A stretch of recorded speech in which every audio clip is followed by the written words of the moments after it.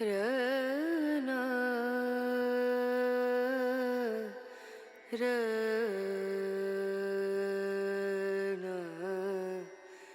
रनु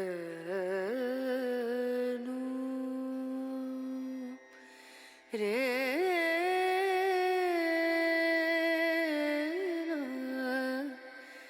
रे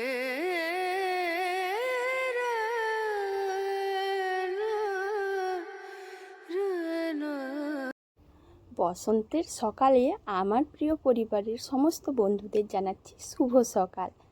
তো তোমরা কেমন আছো? আশা করছি ভালো আছো, আর আমিও খুব ভালো আছি। আমি মুনমুন, ব্লগার মুনমুন চ্যানেলে তোমাদের প্রত্যেককে জানাচ্ছি অনেক অনেক স্বাগত। যে বা যারা যেখান থেকে ভিডিওটা দেখছো নিশ্চয়ই তোমরা ভালো আছো। আগামী দিনেও ভালো থেকো, সুস্থ থেকো। তো দেখো বন্ধুরা, আজ খুব তাড়াতাড়ি করে কাজগুলো করে নিচ্ছি। আর এটার কারণ কি বলো তো?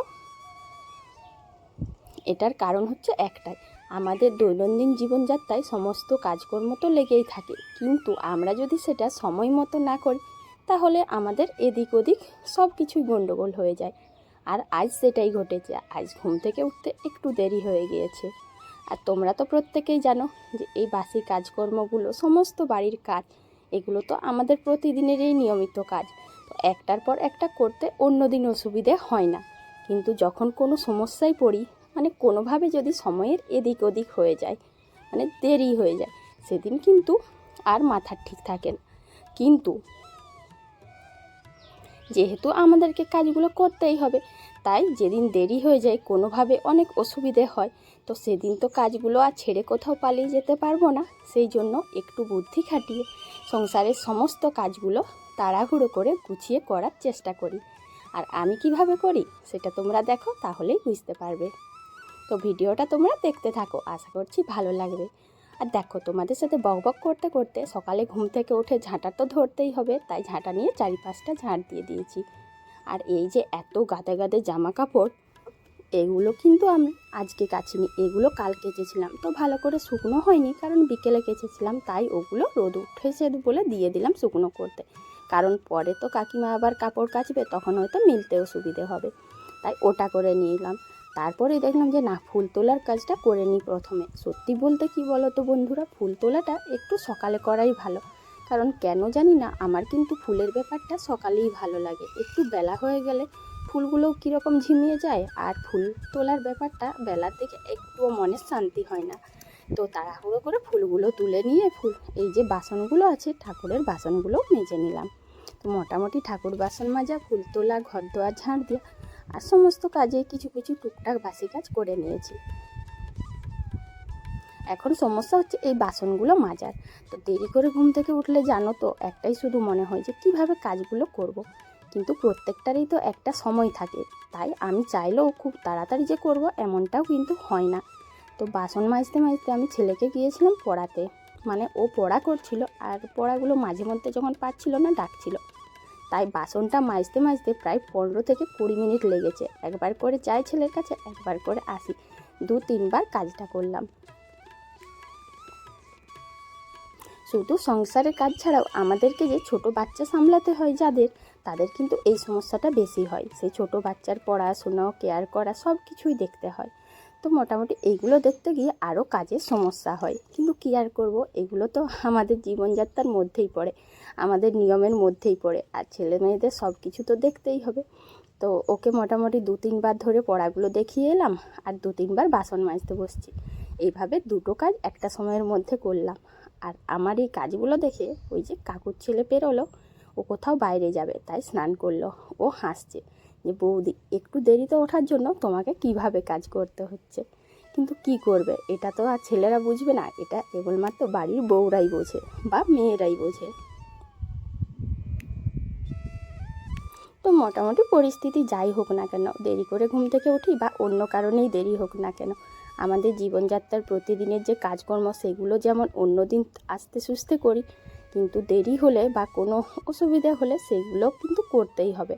হ্যাঁ, তবে একটু যদি বুদ্ধি খাটিয়ে করি, তাহলে হয়তো বুদ্ধি খাটিয়ে গুছিয়ে করলে কাজগুলো সেই সময়ের মধ্যে শেষ করা যাবে, আর খুব সুন্দরভাবে কাজগুলো শেষ করা যাবে। আর এগুলো কিন্তু কোথাও শিখে আসা হয় না। আমরা প্রতিনিয়ত এই কাজকর্মগুলো করতে করতে নিজেদের জীবনযাত্রার উপর নির্ভর করে সব শিখে যাই। তারপর বাসন ধুয়ে এসে ছেলেকে রেডি করে দিলাম। তো ছেলে এখন স্কুল যাবার জন্য রেডি হয়ে গেছে, আর ও বইগুলো গুছিয়ে নিল। কিন্তু সমস্যা হচ্ছে জলের বোতল দিইনি বলে ভুলে গিয়েছে, আর তাই ওকে দাঁড়াতে বললাম। এখন জলের বোতলটাও দিয়ে দিলাম। ওর মনটা দেখো কত খুশি যে মা তুমি আমাকে জলের বোতল দিলে, আমার তো মনেই ছিল না। সব বাসি কাজ করলেও এই কলপাড়ে এলোমেলো হওয়া জিনিসগুলো যদি না গুছিয়ে রাখি, কীরকম একটা মনে হয় যে চারিদিকে যেন জিনিস ছড়াছড়ি হয়ে আছে আর কোনো কাজেই আমার শেষ হয়নি। তাই এখানের বালতি, ডাব্বা, পিঁড়ে সব কিছু তুলে করে কলপাড়টা ভালো করে ঝাঁট দিয়ে দিচ্ছি। কথায় আছে না, সকালের বাসি কাজকর্ম না শেষ হলে মনে হয় সংসারের কোনো কাজ হয়নি। তো সেই ব্যাপারটাই। আর কলপাড়ে তো বুঝতেই পারছো, প্রত্যেকের এই কলপাড়ে কাজটা একটু বেশিই হয়। তো সেই জন্য এখানের সব কাজগুলো যেহেতু হয়ে গেছে, ভালো করে একটু পরিষ্কার করে ঝাঁট দিয়ে দিচ্ছি। আর এই ঝাঁটাটাও এখন ধুয়ে রোদে দেব, তাহলে ঝাঁটাটা আর নষ্ট হবে না।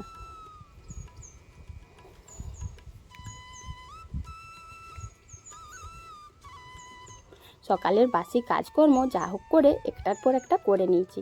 আর যেগুলো আগে করা প্রয়োজন ছিল সেগুলো আগে করেছি, তারপর বাকিগুলো এদিক ওদিক করে কাজ তো শেষ হয়ে গেছে। কিন্তু মেন কাজ হচ্ছে এটাই, এই যে ছেলে পড়ছিল বলে সকালবেলায় আর বিছানাটা তুলিনি। যদি বিছানাটা তুলতে যেতাম তাহলে ও 15 মিনিট দাঁড়িয়ে থাকতো, আর ওর 15 মিনিট ক্ষতি হতো পড়ার জন্য।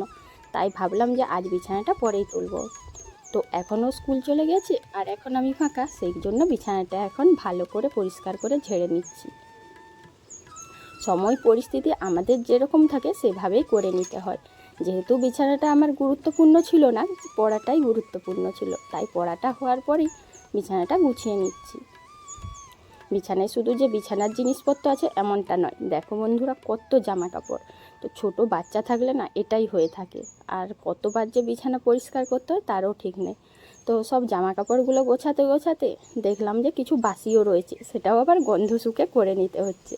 না হলে এই বুদ্ধিটা যদি না খাটাই, দেখবে ভালো যেগুলো কাঁচা আর বাসি সব কিছু একসঙ্গে লটর পটর হয়ে যাবে। এই বালিশের কাভারটা না কোথায় যে ছেলে ফেললো কে জানে, তবে মনে হয় পালঙ্কর নিচেই ফেলেছে। একবার বলেছিল আমাকে, কিন্তু কাজের তাড়ার জন্য একে তো দেরি করে উঠেছি, তাই আর কান দিইনি। তো বিছানা গুছাতে এসে দেখলাম যে না, ও ঠিকই বলেছিল, তাই অন্য একটা কাভার দিয়ে বালিশটাকে মুড়ে দিলাম।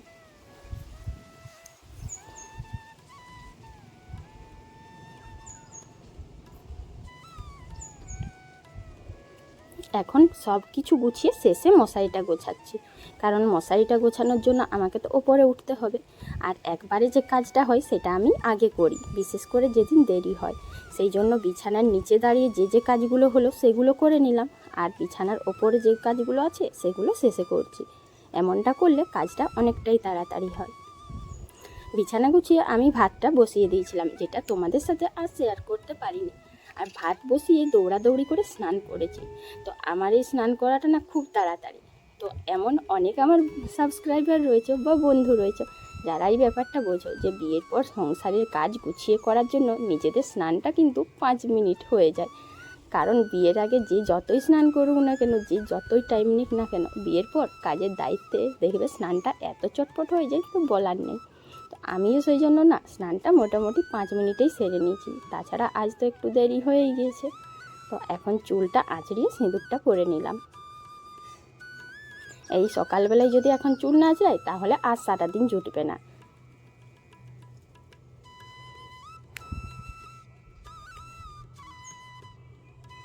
দেখো বন্ধুরা, ভাতটা আমার অর্ধেকটা হয়েছে। ভাতে উনুনের যে কাঠগুলো দিয়েছিলাম সেটা মোটামুটি জ্বলছিল, একটাও নিভেনি, কারণ খুব তাড়াতাড়ি স্নান করেছি। আর এসেই দেখলাম যে আমার দিদি শ্বশুরমশাই এই মটরশুঁটিগুলো দিয়েছে। তো পলিথিনের মধ্যে থাকলে না নষ্ট হয়ে যাবে, তাই ভাবলাম এগুলোকে ভালো করে ধুয়ে রেখে দিই। কারণ ভালো করে ধুয়ে পরিষ্কার করে রেখে দিলে শুকনো থাকবে, জলটাও ঝরিয়ে নেওয়া যাবে। এখন শীতের শেষ, তাই মটরশুঁটিগুলোকে একটু বেশি যত্ন নিলাম, কারণ মটরশুঁটি তো এখন আর পাওয়াই যাবে না। গাছের মটরশুঁটি খেতে না দারুণ লাগে, আর কচি কচি মটরশুঁটি রয়েছে খুব মিষ্টি। তো প্রথমে ভেবেছিলাম যে মটরশুঁটিগুলো সবগুলো ছাড়িয়ে কিছু একটা করব। কিন্তু এখন যা দেরি হয়ে গেছে তাই ভাবলাম ধুয়েই রেখে দিই। একটা কিন্তু পচা বেরোলো, কারণ মটরশুঁটি গাছগুলো ওদের সব তুলে দিয়েছে, আর মটরশুঁটির গাছ তুলে দিয়েছে মানে কিছু খারাপ ভালো তো থাকবেই। এই ছোট্ট টিপসটা আমি রান্নার ক্ষেত্রে করে থাকি। যেদিন দেরি হয় সেদিন ভাত ডাল এগুলো একটু ভিজিয়ে রাখি। তো ভাত তো করে দিয়েছিলাম, আর এই ডালটা ভিজিয়ে রেখেছিলাম বলে ডালটা খুব চটপট হয়ে গেছে। যেদিন দেরি হয় সেদিন রান্নার জন্য আবার এই টিপসটাও নিতে পারো, কারণ সবথেকে ভালো সুবিধে শাক। আর শাক ভাজা খেতেও যেমন দারুণ, ভিটামিন যুক্ত জিনিস, আবার শরীরের জন্যও ভালো, সঙ্গে এটা খুব তাড়াতাড়ি হয়। তাই আজকে ডাল আর শাক ভাজা করছি, আর একটা করব, তো সেটা হচ্ছে আলু পোস্ত।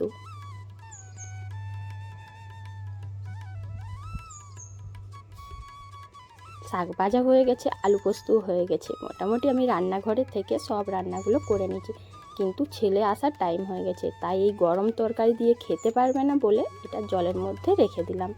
আর জানো তো বন্ধুরা, এই বালতির জলটা অনেকটাই কম, তাই ভাবলাম এটাতেই সবজিটা দিয়ে দিই।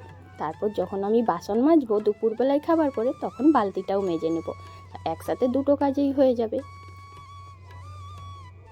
মোটামুটি সব কিছু আমি রেডি করে নিয়েছি, সব কাজকর্ম শেষ। তো এখন ভাবলাম যে কালকের কিছু জামা কাপড় আছে, সেইগুলো যতক্ষণ না ছেলে আসছে গুছিয়ে নিই। সংসারে সমস্ত কাজকর্ম প্রতিদিনই থাকবে, কিন্তু যেদিন দেরি হয়ে যায় সেদিন আমি এইভাবেই বুদ্ধি খাটিয়ে একা হাতে সব কাজ গুছিয়ে শেষ করার চেষ্টা করি, আর সব দিন করেও নিই। তো মোটামুটি আমার ভিডিওটা আমি এখানেই শেষ করছি। আর তোমাদের ভিডিওটা কেমন লাগলো অবশ্যই কিন্তু কমেন্ট করে জানাবে। দেখো ছেলে এখনও কিন্তু আসেনি, ও আসার আগে মনে হচ্ছে সব জামা কাপড়েই গোছানো হয়ে যাবে। তো বলো বন্ধুরা, একটু চেষ্টা করলে কি না করা যায়। আর প্রত্যেক দিন তো টাইম করে সব সময় সব কিছু হয় না, কিন্তু যদি আমরা একটু বুদ্ধি খাটাই তাহলে দেখবে সব কাজেই শেষ করা যাচ্ছে আর গুছিয়ে করাও যাচ্ছে। তো আমার ব্লগটা তোমাদের আজ কেমন লাগলো অবশ্যই কিন্তু কমেন্ট করে জানাবে। আর ছেলেও কিন্তু এখন চলে এসেছে, আর এদিকে দেখলাম যে না, পোস্তটাও বেশ ঠান্ডা হয়ে গেছে, মোটামুটি সব কিছুই ঠিকঠাক রয়েছে। আর এইভাবেই কিন্তু আমাদেরকে সমস্যার সমাধান করতে হয়। তো আজ আমি এখানেই শেষ করছি, কাল আবার দেখা হবে নতুন একটা ব্লগে। টাটা।